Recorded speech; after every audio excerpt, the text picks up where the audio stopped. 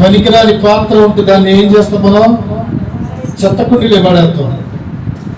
అలాగనే సాధకంగా ఉండాలి, సాధనంగా ఉండాలి. నువ్వు నేను ఏమంటాడు? నీ అభివృద్ధి అందరికి తేటగా తెలియపరచు. ఏమైంది? నీ అభివృద్ధి అందరికి తేటగా కనపడాలి. నీ అభివృద్ధి తేటగా కనపడదే ఏమైంది? నీకేమైంది? అభివృద్ధి కనపడి ఏమైంది? నువ్వు అభివృద్ధి పొందితే అందరికీ సంతోషం. ఎవరికి ఈర్ష్య ఉండదు, అసూయ ఉండదు, ద్వేషం ఉండదు. నీ నువ్వు అభివృద్ధి పొందుతుంటే కొంతమంది అనుకుంటారు ఈ లోకంలో, మేము అభివృద్ధి పొందుతుంటే, మేము బాగుపడుతుంటే చూసి వారం లేరు, ఈర్ష్య ఉండదు, నరదృష్టి తగిలిద్ది, దయ్యం దృష్టి తగిలిద్ది, చీకటి. ఏంది దృష్టి? నీ అభివృద్ధి తేటగా కనపడి అందరికి. ఎలాగా? నువ్వు దేవునికి ఇష్టంగా ఉండాలి. నువ్వు దేవునికి ఇష్టంగా ఉంటే నువ్వు అభివృద్ధి పొందుతావు. ఈరోజు అంశం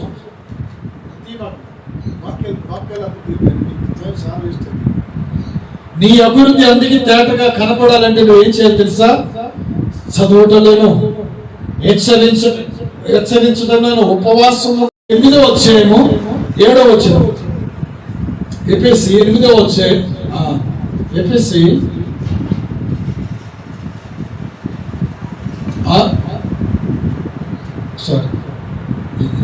8వ వచనంలో 8వ అధ్యాయం. ఎఫెసీ క్షేమాభివృద్ధి కలుగు చేస్తుంది కాబట్టి మనం కూడా మన శరీరానికి అభివృద్ధి కలుగు చేసుకుంటాం కదా. అలాగనే మనం కూడా ఆత్మీయతగా పరిశుద్ధాత్మ శక్తితో పొందుకొని మన ఇచ్చిన రక్షణ ఎలాగో కాపాడుకోవాలి, అభివృద్ధి పరచుకోవాలి దేవుని. హల్లెలూయా, హల్లెలూయా. యోబు 22, 23. యోబు 22, 23. మనలో ఉన్న దుర్మార్గతనం కొట్టి. దుర్మార్గతనం అంటే ఏంటి? దుర్మార్గతనం అంటే ఏం చెప్పండి? దుర్మార్గతనం అంటే దేవునికి ఇష్టం లేని చేసినవన్నీ కూడా దుర్మార్గతనమే. దుర్మార్గతనం అంటే ఏముండదు, హత్య చేయటము, మోసాలు చేయటము, అబద్ధం అవి కాదు. దేవునికి ఇష్టం లేని ఏది చేసినా కానీ దుర్మార్గతనం అది. ప్రియ దేవుని బిడ్డలు, కాబట్టి మనలో నుంచి దుర్మార్గతనమును కొట్టివేసినప్పుడు మన గుడాలు వంటిది మన హృదయంలో నుంచి కొట్టివేసుకోవాలి. మన హృదయంలో ఉంచుకోకూడదు. నీ గుడారంలో నుంచి దుర్మార్గతను కొట్టివేసినట్లా నీ నీతికి తగినట్టుగా నిన్ను వర్ధిల్లపజేస్తాను, నిన్ను అభివృద్ధి చేస్తాను అంటాడు దేవుడు. హల్లెలూయా. ఈ రోజు అంశం ఏందో తెలుసా? అభివృద్ధి.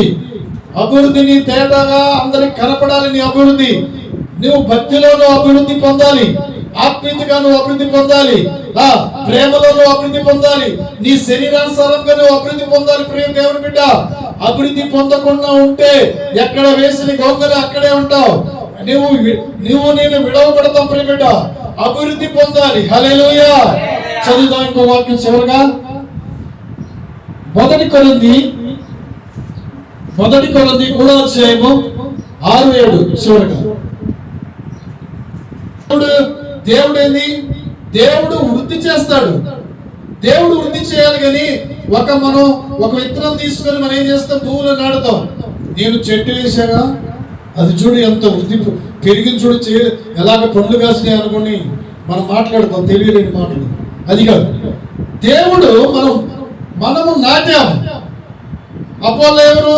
దేవుడు పంపించిన దేవుని సేవకులు, అభిషిక్తులు. వారు ఏం చేస్తారు?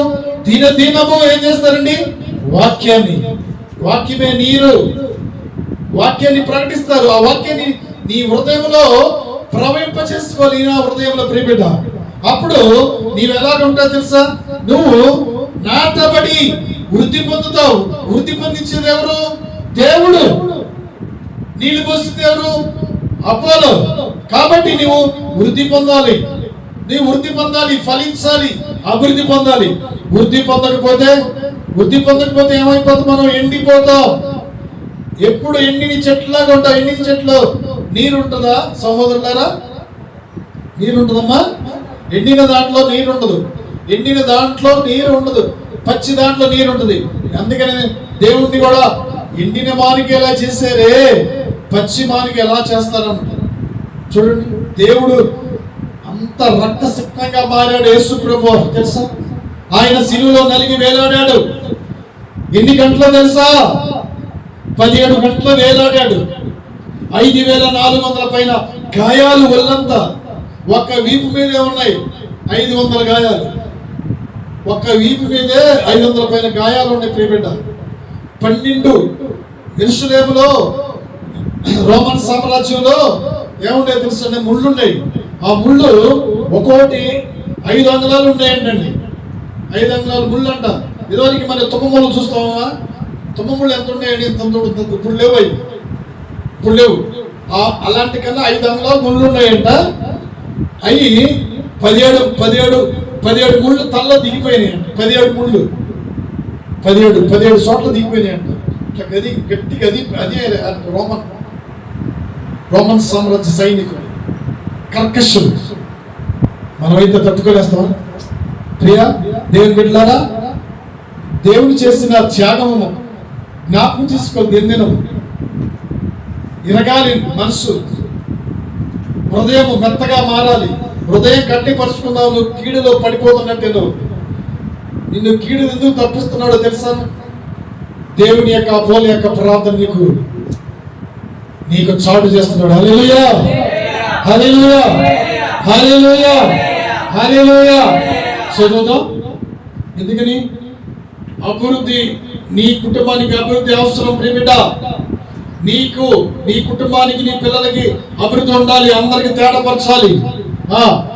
వీరు యేసుక్రీస్తును నమ్ముకున్నారు, అభివృద్ధి పొందుతున్నారు, దేవుని చేత ఆశీర్వదించబడుతున్నారు, దేవుని చేత అభివృద్ధి పొందుతున్నారని అందరికి తేటగా కనపడాలి. అంతేగాని మనం దాచుకుంటావా? దాచుకోకూడదు.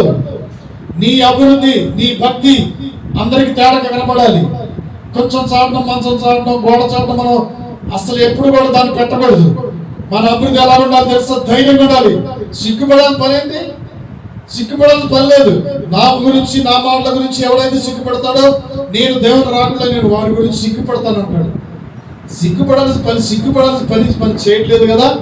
మనం ఏం చేస్తున్నాం? దేవుని జీవమగలని దేవుని, మన కొరకు ప్రాణం పెట్టిన యేసయ్యని, మన కొరకు రక్తసిక్తంగా మారిన యేసయ్యని కలిగిన బిడ్డలము సింహం వలె ధైర్యంగా ఉండాలి. నీతిమంతులు ఎలా ఉంటారో తెలుసా? చదవండి, సామెతలు 28:1. ధైర్యంగా ఉండాలి. ఏదొచ్చినా, ఏది అపాయం వచ్చినా, కీడు వచ్చినా, జ్వరం వచ్చినా, బాధ వచ్చిందని కుంగిపోతే ఎట్లా? వస్త్రాలు లేవని, ఆహారం లేని కుంగిపోయి, ఈ ధైర్యం లేని చేసే పొల్లి, శరీరానుసారంగా ప్రవర్తించేవారి పొల్లి, శరీరానుసారంగా ఆలోచించేవారి పొల్లి. దుష్టుడు కొన్ని రకాల పన్నాగాలు పడుతాడు తెలుసా? దుష్టుడు మనతోనే ఉంటారు, మనలోనే ఉంటారు, మనతోనే సాహసం చేస్తారు, మనతోనే ఉంటారు. వాళ్ళు శరీరానుసారంగా ప్రవర్తించేవారు. కాబట్టి ఎలా ఉండాలో తెలుసా? మనము నీతిమంతులు సింహం వలె ధైర్యంగా ఉండాలి. ఎన్ని కష్టాలు, బాధలు వచ్చినా. హల్లెలూయా. అప్పుడు నీవు అభివృద్ధి పొందుతావు. అభివృద్ధి కాదు, నువ్వు మహాభివృద్ధి పొందుతావు అన్నాడు కూడా దేవుడు. చదువుతావు ఆ వాక్యం కూడా. యోబు ఒకటి చదువుకొని వాక్య భావంలో త్వరగా వెళ్ళిపోదాం, సమయాన్ని సద్వినియోగపరుచుకుందాం. యోబు నిన్ను మహాభివృద్ధి పొందిస్తానన్నాడు. యోబు 10వ అధ్యాయము కాదు, సారీ, యోబు 13వ అధ్యాయము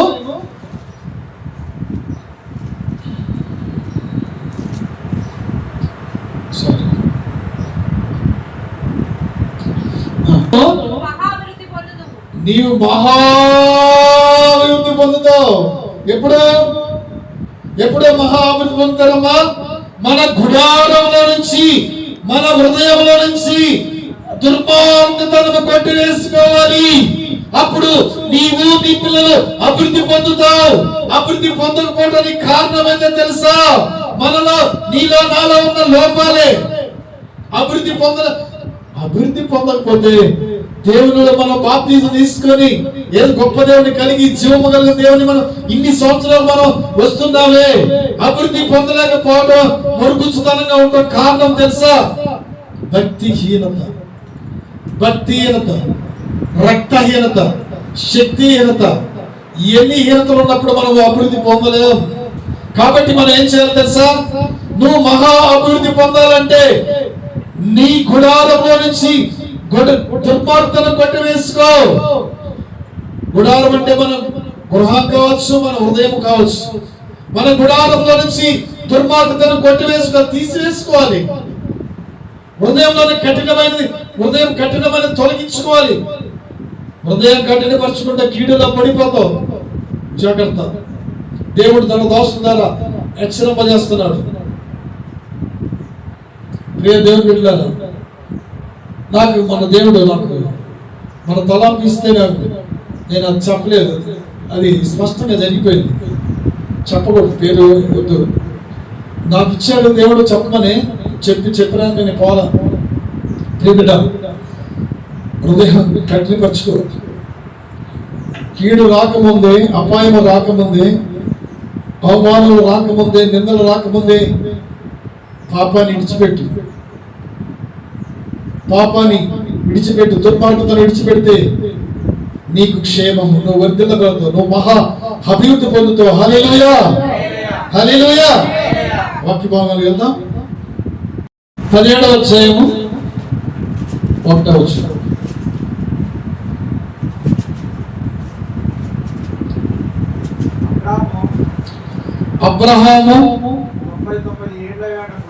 అబ్రహాము నేను నిన్ను అత్యధికముగా అభివృద్ధి పొందిస్తానని చెప్పాడు. హల్లెలూయా, హల్లెలూయా. వాక్యం నాతో మాట్లాడయ్యా.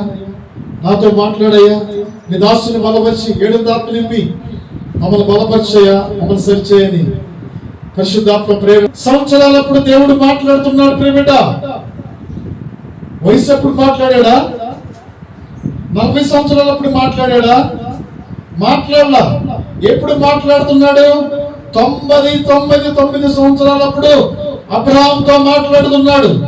ఎవరిని మాట్లాడుతున్నాడంటే 99 ఏళ్ల వాడై యెహోవా అతనికి ప్రత్యక్షమై అంటాడు, నేను సర్వశక్తి గల దేవుణ్ణి, నేనే సర్వమును సృష్టించాను, సర్వభూమికి నేను సర్వాధికారిని, నేనే సర్వశక్తి గల దేవుడును, నేను తప్ప ఈ లోకములో ఎవడు లేడు, నేనే సమస్తమును కలుగు చేశాను, ఆకాశాన్ని, భూమిని, సూర్యుని, చంద్రుని, నక్షత్రాలని నేనే కలుగు చేసిన సర్వశక్తిమంతుడైన దేవుడును. హల్లెలూయా, హల్లెలూయా. అబ్రహామా, నా ప్రియ దేవుని బిడ్డలారా, మంచి మనసున్న దేవుని ఈ రోజు వాక్యాన్ని ఆశీర్వాదకరమైన దేవుడు పరిశుద్ధాత్మ ద్వారా ఇచ్చాడు. దేవుడు, అబ్రహామా, నీవు 90 సంవత్సరాలప్పుడు ఉన్నావు, నిన్ను ఆశీర్వదిస్తాను, నిన్ను అత్యధికంగా నేను అభివృద్ధి చేస్తాను, నేను సర్వశక్తి గల దేవుణ్ణి, నిన్ను ఆశీర్వదిస్తాను. నీవు ఆశ్రయించబడాలంటే, సంఘము ఆశ్రయించబడాలంటే, కుటుంబం ఆశ్రయించబడాలంటే, చేతి వృత్తులు ఆశ్రయించబడాలంటే, నీ పిల్లలు ఆశ్రయించబడాలంటే, నీ కలిగినందుని దేవుడు ఆశ్రయించబడాలంటే నువ్వు ఎలా ఉండాలో తెలుసా? చదువు. రెండవ విషయము,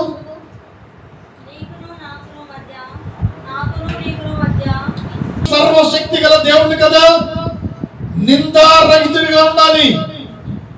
నిందలు మోపేవాడిగా ఉండకూడదు. నీ మీద నిందలు మోపేవాడు నాకు కనపడకూడదు. నీవు నిందలు భరించేదానిగా నాకు కనపడకూడదు. నువ్వు నిందలు భరించేవాడిగా ఉండకూడదు. నిందారహితుడిగా ఉండాలి. నిందారహితుడు అంటే మనలో ఏ తప్పైనో లోపమైనో కనపడకూడదు. నేను అబ్రహామా, నేను సర్వశక్తి గల దేవుణ్ణి, నా సన్నిధిలో నువ్వు ఎలా ఉండాలి తెలుసా? నీ ప్రవర్తన రుజువు చేసుకోవాలి.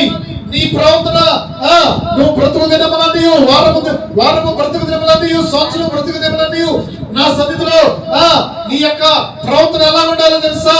నిందారహితముగా ఉండాలి. అప్పుడు నేను నిన్ను మహా అభివృద్ధి పొందిస్తాను. దేవుడు 99 సంవత్సరాలప్పుడు దేవుడు అబ్రహాము సెలవిచ్చాడు. ప్రియబిడ్డ, 30 సంవత్సరాలప్పుడు సెలవిచ్చాడని తెలుసా? నీవు నీ తల్లిదండ్రులని నీ యొక్క బంధు జనాన్ని, నీ యొక్క తోడబుట్టిన వారిని విడిచి బయటికి రా, నువ్వు బయటికి రా అని చెప్పాడు. దేవుడు చెప్పినట్టే అబ్రహాం బయటికి వచ్చాడు. దేవుడు చెప్పినట్టే ఆ ఊరు ప్రాంతం నుంచి బయటికి వచ్చాడు. అబ్రహాము తల్లిదండ్రులు, అబ్రహాము వాళ్ళ పుట్టు పూర్వములే ఎవరో తెలుసా? జీవము లేని వాటికి సాగిల పడ్డారు, జీవము లేని వాటికి బ్రతికారు ప్రియబిడ్డ. వారు విగ్రహారాధికులే అబ్రహాము వంశము. అబ్రహాముకి దేవుడు దర్శించాడు తెలుసా? అబ్రహాము దర్శించి, అబ్రహామా నువ్వు విడిచిపెట్టు దాన్ని, నువ్వు బయటికి రా, ఆ పాపము నుంచి బయటికి రా, ఆ యొక్క నిత్యమైన క్రియల నుంచి నువ్వు బయటికి రా, ఆ యొక్క అపరాధం నుంచి నువ్వు బయటికి రాని దేవుడు తెలియపరిచాడు. దేవుడు తెలియపరిచాడు. ఈరోజు కూడా నువ్వు దేనిలో పడిపోయి ఉన్నావు నాకు తెలియదు, కానీ లోక పాపములో పడిపోయావా? శరీరానుసారమైన కోరికల్లో పడిపోయావా? ఈరోజు దేవుని దాసుల ద్వారా, అపోల్లో ద్వారా దేవుడు తెలియపరుస్తున్నాడు, వాటిలో నుంచి బయటికి రా. నువ్వు బయటికి వస్తేనే నిన్ను అభివృద్ధి చేస్తాను. అప్పుడు నీ అభివృద్ధి అందరికి తేడాగా ఉంటుంది. నీ అభివృద్ధి కనపడకపోతే, వీరు దేవుని నమ్ముకున్నారు కదా, గొప్ప దేవుడు, సర్వశక్తి గల దేవుడిని నమ్ముకున్నారు కదా, వీరి ఇంతే కదా, వీరి రోగాలే కదా, వీరి వ్యాధులే కదా, వీరు ఎప్పుడు అప్పులు చేయడమే కదా, వీరు ఎప్పుడు ఇతరుల్ని అప్పు అడగటం కదా అన్ని జనులు ఎందుకు చెప్పుకుంటారో తెలుసా? ప్రియ దేవుని బిడ్డ, నీవు నిందారహితులుగా నడుచుకోవాలి. దేవుని ఎదుట నీలో తప్పైనను లోపమైనను కనపడకూడదు. నేను అభివృద్ధి ఎందుకు పొందుకోలేకపోతున్నాను? దుఃఖం ఉందా అసలు నీకు? నేను పని చేస్తున్నా కదా, నాకు కండ బలం ఉంది, నాకు గుండె బలం ఉంది, నాకు మంది మార్బలం ఉంది, నాకు తెలివితేటలు ఉంది అని నువ్వు అనుకుంటావేమో. నీ బలము దేనికి పనిచేయదు బిడ్డ. ఈరోజు దేవుడు పరిశుద్ధాత్మ ఆవేశం ద్వారా కన్నీటితో దేవుడు తెలియపరుస్తున్నాడు, నీ బలము, నీ శక్తి, నీ తెలివితేటలు వేస్ట్. నీకు నీ బలము తెలివితేటలు ఎప్పుడు పనిచేస్తాయో తెలుసా? నీవు నా సన్నిధిలో నిందారహితుడిగా ఉండు, పరిశుద్ధంగా ఉండు. అప్పుడు నీ అభివృద్ధి అందరికి తేట తెల్లముగా కనపడింది. నేను నిన్ను మహాభివృద్ధి కలుగు చేస్తాను, నిన్ను నీ పిల్లలను మహాభివృద్ధి చేస్తాను, నీ చేతి వృత్తుల్ని మహాభివృద్ధి చేస్తాను. నిన్ను అప్పు చేయనేను, నిన్ను అప్పు చేయనేను, నీకు ఏ రోగము రాదు. అన్ని జనులు ఎందుకు చెప్పుకుంటారో తెలుసా? వీరు గొప్ప దేవుణ్ణి తెలుసుకొని ఉన్నారు కదా, ఆరాధనకి యోగ్యుడైన దేవుణ్ణి కలిగి ఉన్నారు కదా. వీరేంటి ఇంకా బలహీనలేనా, ఇంకా అప్పు చేయటమేనా? ఎందుకు చెప్పుకుంటున్నారు తెలుసా? నీవు దేవుని సన్నిధిలో నింద రహితులుగా నీవు నేను ఉండలేదు, అభివృద్ధి కనపడతలేదు, తేడతలముగా అభివృద్ధి అందరికి కనపడట్లేదు. ఆమేన్, హల్లెలూయా. అబ్రాహాముని ఆశీర్వదించాడు, ఇస్సాకుని అక్కడ నిబంధన చేశాడు. ఏమని? అబ్రాహాముతో నిబంధన చేశాడు. ఏమని? ఇస్సాకుని ఇస్తాను. ఇస్సాకు గర్భంలో నుంచి 12 మంది రాజులు బయలుదేరుతారన్నారు. ఆ 12 మంది రాజుల్లో నుంచి 70 మంది వంశము వచ్చారు. హల్లెలూయా. నిన్ను కూడా అలాగా యాకోబుని, ఇస్సాకు, అబ్రాహాముని ఆశ్రయించినట్టుగా మన కుటుంబాలని, మన పిల్లల్ని ఆశ్రయించబడును గాక. వంశము అభివృద్ధి పరచబడును గాక. హల్లెలూయా. అందుకని మన ప్రియ దేవుని బిడ్డ, మన అభివృద్ధి, సహోదరి, మన అభివృద్ధి అందరికి తేడా కనపడాలా కనపడద్దా? కనపడాలి. కనపడకపోతే మనం ఎలా సాక్షిగా ఉండగలుగుతాం? అభివృద్ధి పొందాలంటే నువ్వు ఏం చేయాలి? దేవునికి ఇష్టంగా ఉండాలి ప్రియబిడ్డ. హల్లెలూయా. చదువుకుందాం. ఆదికాండము 30:43. దాసీలను ఒంటెలను వంశము వృద్ధి పొందించాడు దేవుడు. దాసీలు ఇచ్చాడు. ఏ మనుషుడమ్మా? లాబాను దగ్గరికి. లాబాను ఎవరికి బాబా? యాకోబుకు బాబా. యాకోబు ఎవరు? దేవుడి చేత ఆశ్రయించబడిన వాడు. యాకోబు దేవుడి చేత ఆశ్రయించబడిన వాడు. యాకోబుని ఇశ్రాయేల్ గా మార్చిన దేవుడు. నిన్ను కూడా ఇశ్రాయేల్ గా మార్చిన దేవుడు కదా? కాదా? చెప్పాలి, నోరుతో చెప్పాలి. నన్ను ఇశ్రాయేల్ గా మార్చలేదా ప్రియబిడ్డ? ఇశ్రాయేల్ గా మార్చాడు నన్ను. ఇశ్రాయేలును కాపాడువాడు కునుకడు నిద్రపోడు. ఇశ్రాయేలును కాపాడువాడు కునుకడు నిద్రపోడు. నీ రాకపోకలతో ఉండి నిత్యం నడిపిస్తాడు. ప్రియ దేవుని బిడ్డ, యాకోబు అడుగు పెట్టాడు. యాకోబు అడుగు పెట్టగలనే లాబాను ఇల్లు ఏమైంది? అభివృద్ధి పొందింది. దాసీలు ఒంటెలు గాడిదలు చూడమ్మా. అబ్బా, ఎంత అభివృద్ధి పొందించాడు దేవుడు. ఎందుకని? దేవుని చేత ఆశ్రయించబడిన వాడు, దేవుడి చేత పిలువబడిన వాడు, దేవుడి చేత రక్షించబడిన మనము ఆశ్రయించబడాలి. మన ద్వారా లాబాను ఆశ్రయించబడ్డాడు యాకోబు ద్వారా. లాబాను ఎవరండి? అన్యుడు. లాబాను అన్యుడండి. ఇంకా దేవుని నమ్ముకోలా, తన మామ. అయితే యాకోబు వెళ్ళాడు, సిరియా దేశానికి వెళ్ళాడు, మామ ఇంటికి వెళ్ళాడు. అడుగు పెట్టకనే ఏమైంది?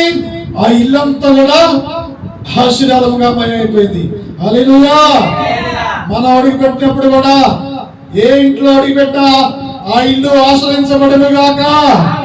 మనం ఏ ఇంటికి వెళ్ళినా, అన్ని ఇంటికి వెళ్ళినా, మనకి కీడి చేసేవాడు ఇంటికి వెళ్ళినా మనం అడుగు పెడితే ఆ ఇల్లు ఆశ్రయించబడును గాక. ఆ ఇల్లు దీవించబడాలి. అలాగనే ఒక్కొక్కళ్ళు అడుగు పెడితే ఏమైంది తెలుసా? ఒక్కొక్క అడుగు ఎవరైనా కోడలు వచ్చినా, ఏదైనా అంటారు చూడండి, గొర్రెలు వచ్చినా, గాడిద వచ్చినా, ఏదో మనం బెర్ర తెచ్చి దీన్ని తెచ్చిన కానిచి మేము బాగే పడలేదు అంటారా? అంటారు కదా. అలాగనే యాకోబు వచ్చాడు. అప్పుడు దాకా అభివృద్ధి పొందలా లాబాను. సహోదరి, అప్పుడు దాకా లాబాను ఎక్కడేసిన గొంగలు అక్కడే ఉన్నాడు. నీకు రక్షణ ఇచ్చాడు దేవుడు. నీకు ఇంత గొప్ప రక్షణ ఇచ్చాడు దేవుడు. నిన్ను ఆశ్రయించాడు దేవుడు. నువ్వు సంతోషించాల్సింది పోయి, దేవునికి ఇష్టంగా ఉండాల్సింది పోయి నిందారహితుడిగా ఉండాలి కదా. ఇక లోక పాపములను, లోక కట్టులను ఉండాల్సిన పని లేదు. నీవు దేవునికి ఇష్టంగా ఉండాలి. దేవుని స్తుతించుకుంటా, దేవునిలో ఆనందించుకుంటా, దేవునిలో సంతోషించుకుంటా ఉంటే నువ్వు లాబాను ఎలాగా గాడిదలతో, ఒంటెలతో, దాసీలతో ఎలాగా అభివృద్ధి పొందాడో నీవు అలాగా మహా అభివృద్ధి పొందునుగాక. నీ కుటుంబము, నీ పిల్లలు మహా అభివృద్ధి పొందునుగాక. హల్లెలూయా. యాకోబు రాంగులనే గొర్రెల బంధం విస్తరించిపోయిన బిడ్డ. ఒంటెలు, గాడిదలు, పనివాళ్ళు అసలు నివసించలేనంత అయిపోయింది. ఎందుకని? యాకోబు దేవుని చేత ఆశ్రయించబడిన వాడు. నువ్వు కూడా దేవుని చేత, నేను కూడా దేవుని చేత ఆశ్రయించబడిన వారు కాబట్టి మన యొక్క అభివృద్ధి మనం ఆశ్రయించబడుతున్నామా? నేను చేస్తున్నాను కష్టం, నా కష్టం ద్వారా నేను ఆశ్రయించబడుతున్నాను, అది కాదు. దేవుడు ఆశ్రయిస్తే అది ఎన్నటికన్నిటికీ, అవునా కాదా? సామెతలో ఉందా లేదా? చదువుకుందా సామెతలో? సామెతలు ఒకసారి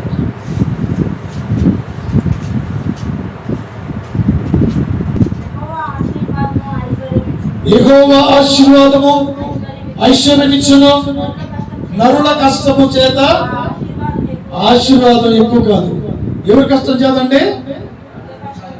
నరుల కష్టం చేత ఆశీర్వాదం ఎక్కువ కాదు. నేను అనుకుంటాం, ఈ లోకంలో మనం కూడా ఉన్నా ఒకప్పుడు నేను కష్టపడితేనే జరిగింది, నేను ఈ పని చేస్తేనే జరిగింది. అవన్నీ ఒట్టి మాటలు, అన్నీ ఒట్టి మాటలు. ఒట్టి మాటలు కట్టి పెట్టబోయే గట్టి మేలు తల పెట్టబోయని రాశారు. మనకంటే కనులేదు. గట్టి మాటలు కట్టి పెట్టేయాలి, గట్టి మాటలు మనం తల పెట్టాలి, గట్టి మాటలే ఉండాలి. ప్రియదేం పెట్టారా ఏమన్నాడు? యెహోవా ఆశీర్వాదము ఐశ్వర్యం ఇచ్చింది. ఐశ్వర్యం ఇవ్వలేదా? యాకోబు అడిగి పెట్టినప్పుడు లాభము తన యొక్క మామ కుటుంబం ఆశ్రయించబడలేదా? ఆశ్రయించబడదు. కోడలు వచ్చినా, పిల్ల వచ్చినా, పిల్ల పుట్టినా, చేతి పనులు వచ్చినా ఆశీర్వాదం దేవుడు ఇవ్వలేదా? ఆశీర్వదించాడు కదా. ఇంకా ఎందుకును? ఇంకెందుకు నీకు? ఎంత సంతోషంగా ఉండాలి. ఇచ్చిన దాన్ని బట్టి, చిన్న పని అయినా సరే ఇచ్చిన దాన్ని బట్టి సంతోషంగా ఉండాలి ప్రియబిడ్డ. అంతేగాని 20,000 ఉద్యోగం అయినా 50,000 ఉద్యోగం అయినా, నాకు 50,000 ఉద్యోగం వచ్చాడు సంతోషంగా ఉంటుందా? 50,000 ఉద్యోగం వచ్చాడు సంతోషంగా ఉండవు. నువ్వు ₹1,00,000 ఉద్యోగం వచ్చాడు సంతోషంగా ఉండవు. అప్పుడు ఏమంటావు తెలుసా?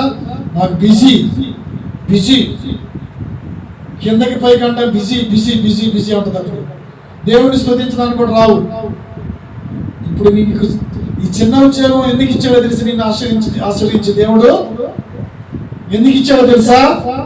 నీవు దేవునికి మహిమకరముగా ఉండాలని, అనేకులకు ఆశీర్వాదకరముగా ఉండాలని, అనేకులకు సాక్షిగా నువ్వు ఉండాలని, నిన్ను నీ కుటుంబాన్ని ఈ మధ్యలో ఎందుకు పెట్టాడు తెలుసా? దేవుడికి సాక్షిగానే ఉండాలని. హల్లెలూయా, హల్లెలూయా. యాకోబుని ఆ సిరియా దేశంలో సాక్షిగా ఉంచాడు. లాబాను కుటుంబం ఆశీర్వదించబడింది. హల్లెలూయా. అందుకని నరుల కష్టం చేత కాదు, దేవుడు ఇచ్చాడు. దేవుడు మనం ధనదానం ఇచ్చాడు, మనకు ధనదానం ఇచ్చాడు, మన చేతులు దీవించాడని, మన కష్టాలు సంతోషిస్తున్నామని, దేవుడు కలిగజేసిందని, అది దేవుడిచ్చిన మంచి స్థితి అని, మనం దేవుడు ఆశీర్వాదం కలిగిందని మనం ఏం చేయాలి? సంతోషించాలి ప్రియబిడ్డ. హల్లెలూయా. దేవుడిచ్చిన పనిని ఏది కూడా మనం శక్తి లోపంగా లేకుండా మనము చేయకూడదు. హల్లెలూయా, హల్లెలూయా. మూడోది 12వ అధ్యాయము లోక 12వ అధ్యాయము 16 నుంచి 20 దాకా త్వరగా బాగా స్పష్టంగా చదివేవాళ్ళు చదవండి. దేవుణ్ణి మర్చిపోయాడు. పండింది, పొలం పండింది, గొర్రెల వృద్ధి పొందే, చేతి వృద్ధి దీవించబడ్డది. దేవుని మర్చిపోయాడు, లోకంలో తిరుగుతున్నాడు, లోక పనుల్లో బాగా బిజీ అయిపోయాడు. చూడండి ఏమన్నాడు? నాకు పంట ఇచ్చాడు దేవుడు, నేను వీటిని ఏం చేయాలి? కొందరికి ఏం చేయాలో తెలియదు. పండాక, జీతం వచ్చాక, ఆ పండిన పంట వచ్చింది, డబ్బులు వచ్చాక, వ్యాపారం చేసిన తర్వాత డబ్బులు వచ్చాక వాటిని ఏం చేయాలో తెలియదు. కొందరికి ఏం చేస్తారు? తమ ఇష్టానుసారంగా ఉపయోగించుకుంటారు. అవి ఉపయోగానికి రావు. ఫస్ట్ ఏం చేయాలి? మనం దేవునికి తీసి పక్కన పెట్టు. దేవుడికి నన్ను, అయ్యా నేను విత్తనం వేసానే భూమిలో, నేను విత్తనం వేసిన నాటి నుంచి నీవు ఆ విత్తనాన్ని అభివృద్ధి పరిచావే, పంటను సమృద్ధిగా పండించావే అయ్యా, నువ్వు ఇచ్చిందేనయ్యా. సొంత ఆలోచన చేస్తున్నాడు ఇక్కడ. నేను ఈ పంటని నేను ఏం చేయాలి? ఈ చిన్న కొట్లను ఇంకా పగలగొట్టి పెద్ద వాటిని చేసుకొని నేను వాటిని కొట్లో దాచిపెట్టుకోవాలి, బ్యాంకుల్లో దాచిపెట్టుకోవాలి అంటున్నాడు. మంచిదే, ఆలోచన ఉండాలి, ఆలోచన ఉండాలి ఎవరికైనా. ప్రియబిడ్డ వద్దంట్లా, ఫస్ట్ దేవునికి ఇవ్వాలమ్మా. ఫస్ట్ దేవునికి ఇచ్చే మంచి ఆలోచన. నేను కూడా ప్రియబిడ్డ ఏం చేశానంటే, దేవుడికి ఇవ్వకుండా మనం ఏది కూడా దాన్ని ఉపయోగించుకోకూడదు ప్రియబిడ్డ. హల్లెలూయా. ఈ యొక్క ధనవంతుడు ఏమన్నాడు? నా ప్రాణమా సుఖించు, తిను, సంతోషించు. చూడు, దేవుణ్ణి మర్చిపోవచ్చా? దేవుని కార్యాలు మర్చిపోవచ్చా? ఎన్ని కార్యాలు చేశాడు నీ కుటుంబం పట్ల, నీ పిల్లల పట్ల. చేయలేదా? నువ్వు ఎందుకు మర్చిపోతున్నావు? ఎన్ని కార్యాలు చేశాడు, ఎన్ని అపాయాలు తప్పించాడు. నీ రోగం తొలగించలేదా? నీ బాధలు తొలగించలేదా? నీ అపాయము తొలగించలేదా? నీకు మంచి స్థితిని దేవుడు ఇవ్వలేదా? ఈ రోజు నిన్ను అడుగుచున్నాడు ప్రియబిడ్డ, తన దాసుడు ద్వారా. మర్చిపోతున్నావా? మర్చిపోతున్నావా? తిని మదించి నువ్వు మర్చిపోతున్నావా? జాగ్రత్త, జాగ్రత్త. దేవుని మర్చివారులారా జాగ్రత్త అంటున్నాడు దేవుడు. దేవుని మర్చిపోకూడదు మనం. దేవుడు చేసిన మర్చిపోకూడదు. ఎన్ని మేలు చేశాడండి, ఎన్ని అపాయాలు తెప్పించాడు. వాటిని మర్చిపోకూడదు. ఈ మర్చిపోయి ధనవంతుడు అంటున్నాడు, నా ప్రాణమా తిను, బాగా తాగు, స్నేహితులతో కలిసి తాగు, బాగా తిను, సంతోషించు, సినిమాలు చూడు, యాత్రలు చేయి, నీ ఇష్టం వచ్చినట్టు తిను, సంతోషించు. అంటే దేవుడు ఊరుకుంటాడా? ప్రియ సహోదరులారా, ఏమన్నాడు మా కింద? అయితే అప్పుడు దేవుడు కలుగు చేసుకుంటాడు. వచ్చాడు, వెర్రివాడా, వెర్రివాడా, వెర్రిదానా, వెర్రి పనులు చేస్తావు, వెర్రి మొహమాడా, నువ్వు వెర్రి పనులు ఎందుకు చేస్తావు, వెర్రి చర్యలు ఎందుకు చేస్తావు, నాకెందుకు కోపం పుట్టిస్తావు, నాకెందుకు దుఃఖం పుట్టిస్తావు, వెర్రివాడా, వెర్రి మొహమాడా, వెర్రిదానా, ఈ రాత్రి నీ ప్రాణాన్ని, ఈ రాత్రి నీ ప్రాణాన్ని నేను అడుగుచున్నాను. నీవు సిద్ధపరిచినది ఎవరికి అవుతాయి? ఎవరికి అవుతాయి అమ్మా? వాడు తినకుండా చనిపోతే ఎవరికి అయిపోతాయి?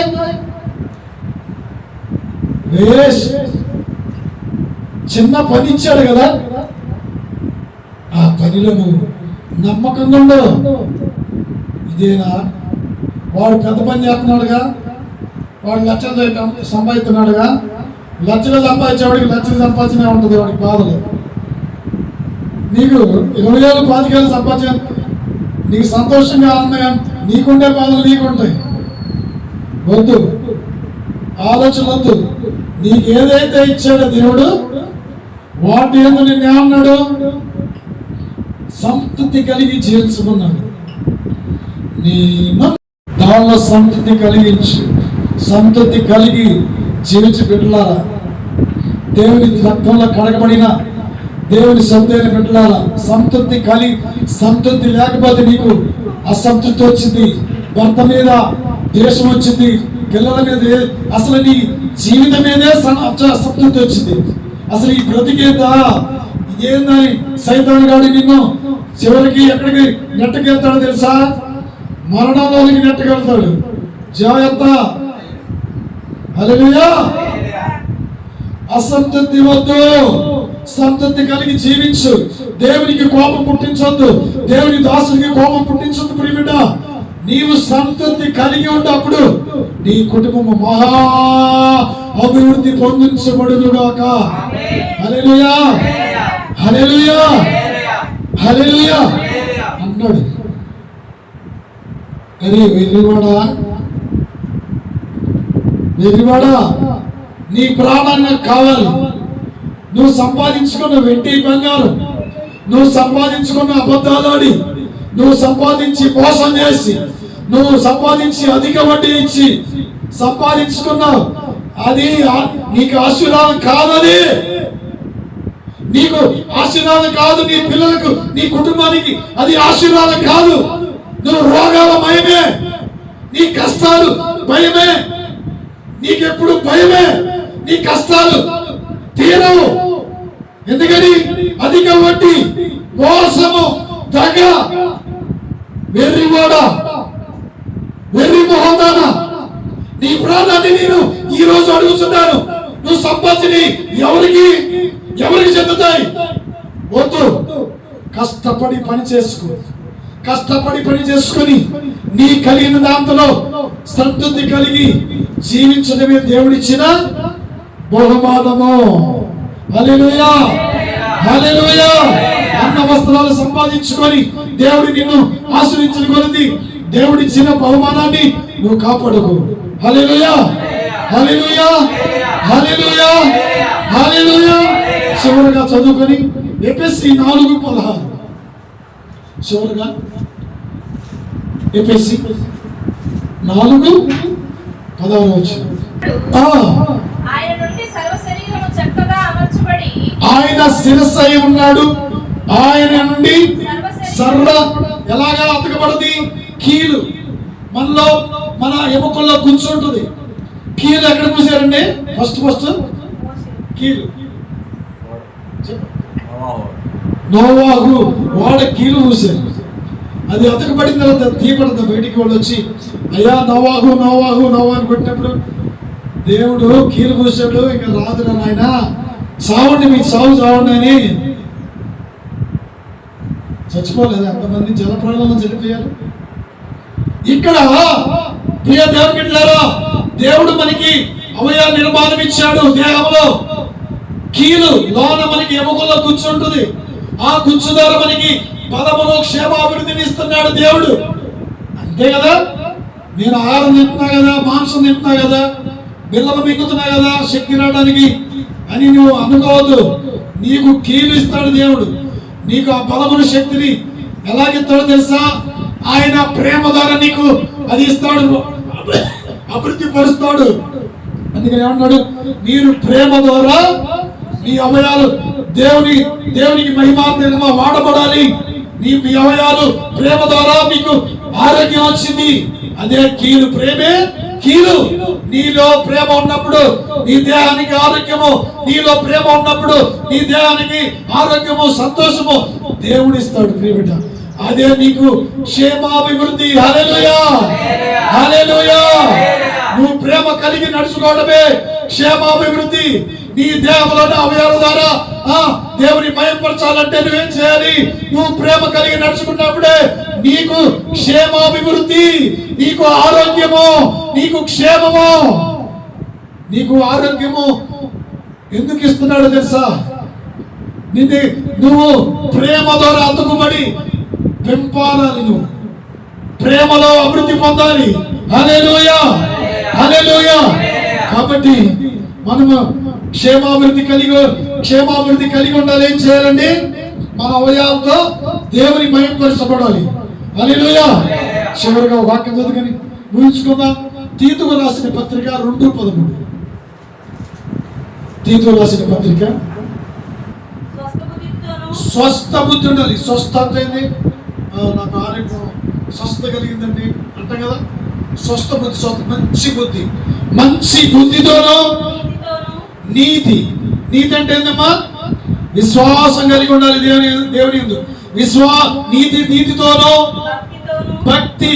భక్తి అంటే భక్తి లాభ సాధన చేసుకోకూడదు. ఈ భక్తి చేస్తే నాకు ఇది లాభం వచ్చింది, ఈ భక్తి చేస్తే నాకు ఇది వచ్చింది, ఈ భక్తి చేస్తే నాకు అది కాదు. భక్తి సంపూర్ణ భక్తి కలిగి ఉండే. ఎలాంటి భక్తి?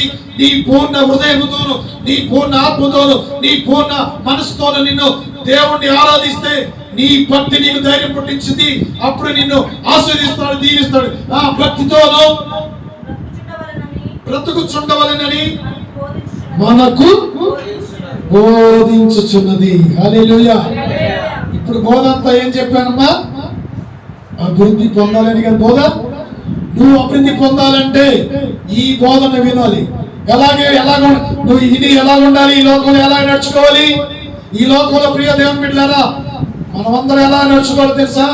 స్వస్థ బుద్ధితోనూ, నీతిగాను, భక్తితోనూ, భయముతోనూ, దేవుని పూర్ణ మనసుతోనూ, పూర్ణ ఆత్మతోనూ ఆరాధిస్తూ ఈ లోకంలో బ్రతుకుచుండాలి.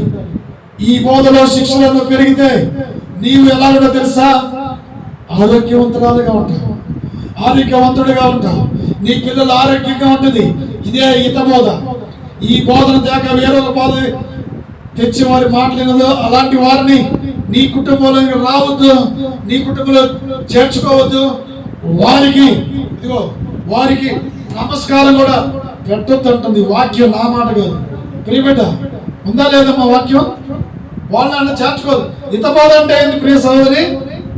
ఆరోగ్యకరమైన బోధ వినాలి. అప్పుడు మనం ఆరోగ్యంగా ఉంటాయి. ఎముకల్లో పుష్టి నరాల్లో దేవుని వాక్యం ఎలా ఉంటుంది చదువు. చివరిగా ఏప్రిల్ రాసిన పత్రిక 4:12. మనము దేవుడిచ్చిన శక్తిని కలిగి, మన ప్రేమ కలిగి, క్షేమాభివృద్ధి కలిగి ఉండాలి. ఇక్కడ ఏంది? ప్రాణాత్మ కీళ్ళ మూలలో వాక్యం దూరి మనకేమిచ్చిందండి?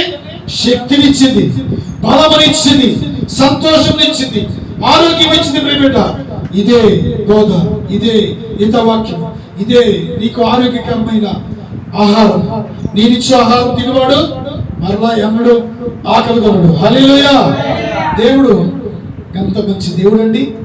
చూడండి, ఈ రోజు నీ అభివృద్ధి ఏమంది? ఇందాక మనం వాక్యం, నీ అభివృద్ధి అందరికీ తేటతెల్లముగా కనబడాలి.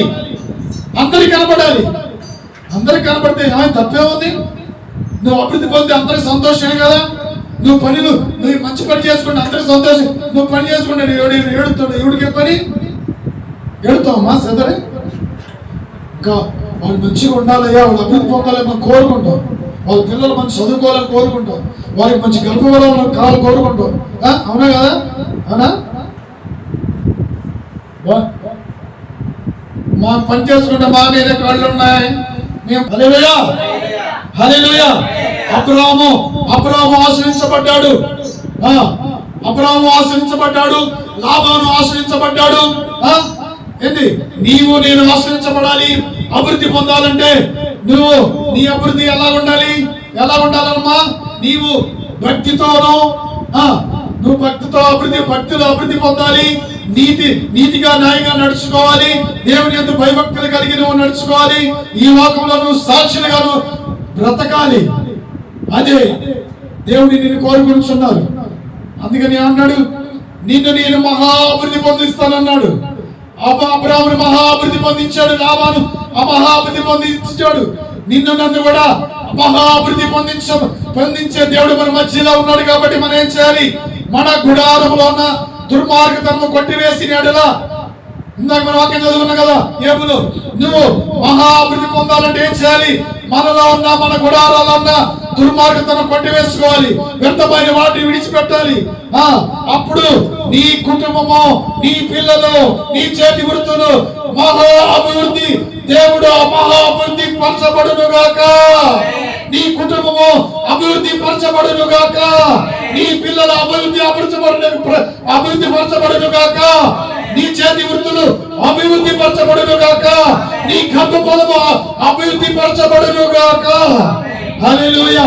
నీ పరిచర్య అభివృద్ధి పరచబడును గాక. హల్లెలూయా. నీవిచ్చిన తలాంతులు అభివృద్ధి పరచబడును గాక. హల్లెలూయా. దేవుడు ఈ యొక్క పరిశుద్ధ గ్రంథంలోని మాటలు మనందరి విడికల్లో ఫలించి అభివృద్ధి పరచబడును గాక. ఆమేన్.